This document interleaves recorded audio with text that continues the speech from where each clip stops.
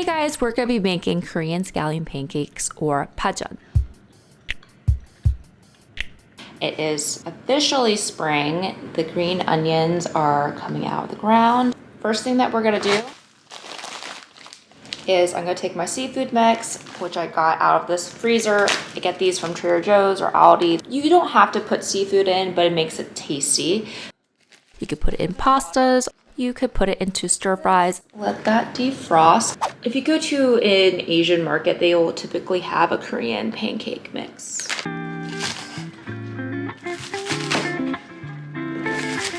Doesn't have to be exact, but around this size. Save these guys and put them into water, and then they'll grow by themselves, or you can plant them. I'm also going to be using garlic chives, which is optional. You also don't want these really tough stems. That's not very tasty. And again, around the same size. You can also use some ramps. You can use anything in the garlic or onion family.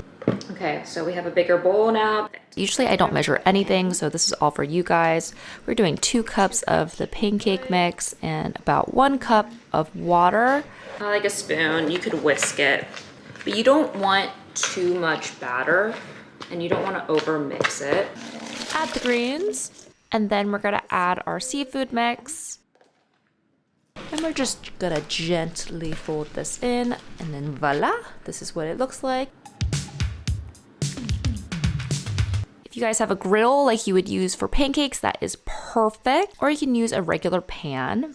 Put your griddle on medium high, add a generous amount of oil. You can start putting your pancake mix on the griddle. Don't make them too big though, because then it's gonna take longer to cook.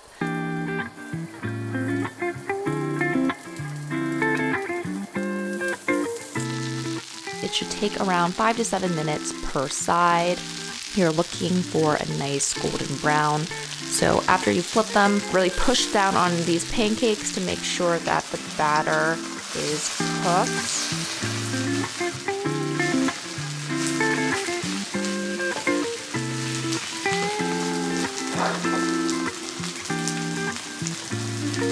First batch is done. This is a great dish to multitask. So while that is cooking, we are going to be making the pajeon sauce. Very, very importante.